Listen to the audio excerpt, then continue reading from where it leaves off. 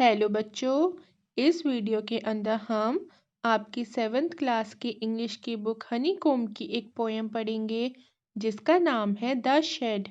बच्चों, शेड हम एक तरह के छोटे से रूम को कहते हैं जिसका यूज़ चीज़ों को स्टोर करने के लिए करा जाता है, जो कि मेन हाउस से थोड़ा सा अलग होता है और थोड़ा सा दूर होता है। There's a shed at the bottom of our garden with a spider's web hanging across the door. The hinges are rusty and creak in the wind. When I am in the bed, I lie and I listen. I will open that door one day. बच्चों, hinges हम कहते हैं door के जो joints होते हैं ना उनको। रस्टी का मीनिंग होता है जंग लग जाना।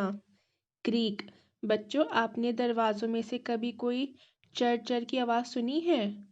वो जो चर चर की आवाज़ होती है ना जो दरवाज़ों में से निकलती है उसको हम क्रीक कहते हैं। बच्चों, इस पोयम के अंदर पोएट हमें ये बता रहे हैं कि उनका एक गार्डन था जिसके अंदर एक शेड था।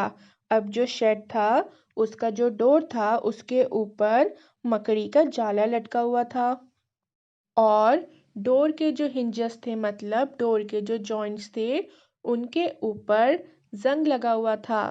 पोएट जब भी अपने बिस्तर पर सोने के लिए लेटते थे तब हवा के चलने से दरवाज़ों में से चर चर की आवाज़ सुनाई देती थी और शेड में से आवाज़ आने लगती थी।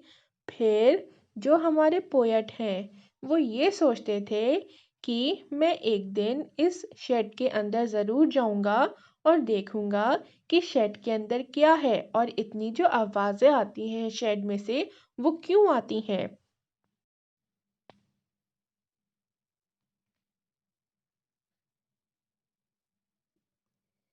There's a dusty old window around at the side with three cracked panes of glass. I often think there's someone staring at me each time that I pass. I will peep through that window one day. बच्चों, Windows के अंदर जो glass की लंबी लंबी सी sheets लगी हुई होती है ना उनको हम पेन्स कहते हैं। पीप का मीनिंग होता है झांकना। अब यहाँ पे पोएट आपको ये बता रहे हैं कि शेड का जो डोर है उसके बराबर में ही एक विंडो है मतलब एक खिड़की है जो काफ़ी पुरानी है जिसके ऊपर बहुत सारी धूल जो है वो चढ़ी हुई है और विंडो के अंदर जो ग्लास की शीट लगी हुई है उसके ऊपर 3 क्रैक्स हैं मतलब 3 टूटने के निशान हैं और जो हमारे पोएट हैं उनको ऐसा लगता है कि वो जब भी विंडो के पास से गुजरते हैं तब उनको कोई विंडो के अंदर से घूर के देख रहा है।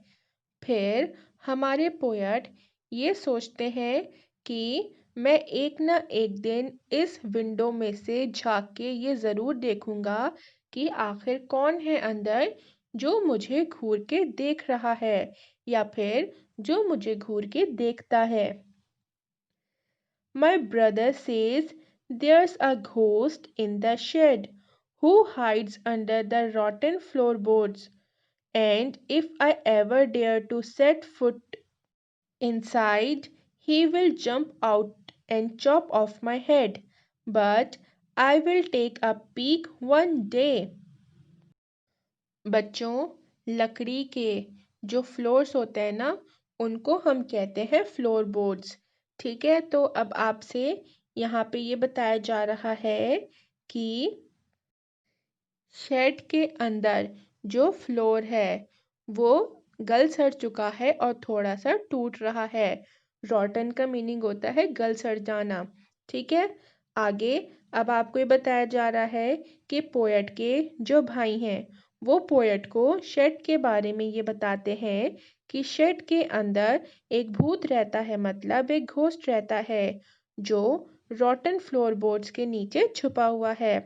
अगर पोएट शेड के अंदर जाएंगे तो फिर जो भूत है मतलब जो घोस्ट है जो कि रॉटन फ्लोरबोर्ड्स के नीचे छुपा हुआ है वो एकदम से कूदेगा और कूदकर वो पोएट के सर को काट देगा। ये सब सुनने के बाद भी हमारे जो पोएट हैं वो ये तय करते हैं कि वो एक ना एक दिन शेड के अंदर ज़रूर जाएंगे और देखेंगे कि शेड के अंदर है कौन। I know that there isn't really a ghost. My brother tells lies to keep the shed for his den. There isn't anyone stirring or making strange noises, and the spider has been gone from his web.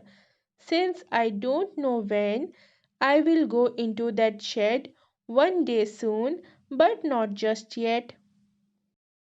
बच्चों, Dane हम एक secret place को कहते हैं जिसका use शरारतें करने के लिए होता है।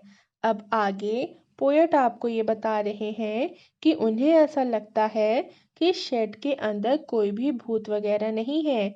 उनके जो भाई हैं वो उन्हें बेवकूफ़ बना रहे हैं और उनसे झूठ कह रहे हैं कि शेड के अंदर भूत है, जबकि असल बात तो ये है कि पोएट को ऐसा लगता है कि पोएट के जो भाई हैं वो ऐसा इसलिए कर रहे हैं ताकि पोएट शेड के अंदर ना जाए और जो शेड है वो पोएट के भाई का ही रहे ताकि पोएट के जो भाई हैं वो शेड के अंदर अपनी शरारतें कर पाएं जिसका किसी को भी पता ना चले।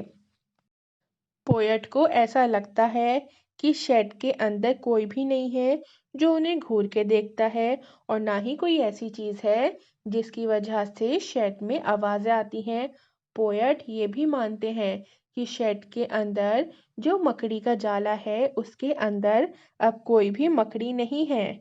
बस बच्चों यहाँ पे यही था कि पोएट को ये लग रहा है कि पोएट के जो भाई हैं वो उनका बेवकूफ़ बना रहे हैं, वो शेड को अपने यूज़ के लिए रखना चाहते हैं। अब इन सारी बातों के बाद भी पोएट ये सोचते हैं कि वो शेड के अंदर एक ना एक दिन ज़रूर जाएंगे। वो शेड के अंदर अभी हाल फिलहाल में तो नहीं जाएंगे, लेकिन वो कभी ना कभी किसी ना किसी दिन शेड के अंदर ज़रूर जाएंगे और देखेंगे कि कौन है शेड के अंदर और शेड के अंदर आखिर होता क्या है। क्या जो उनके भाई ने सारी बातें उन्हें बताई हैं क्या वो सच हैं या वो झूठ हैं। आपकी ये पोयम लिखी थी फ्रैंक फ्लिन ने। अगर आपको ये वीडियो अच्छी लगी हो तो हमारे चैनल लिटिल चैम्प्स को सब्सक्राइब, वीडियो को लाइक और शेयर करना ना भूलें और साथ ही साथ बेल आइकन को भी दबा दें ताकि जब भी मैं कोई न्यू वीडियो डालूं तो आपको उसका नोटिफिकेशन मिल जाए।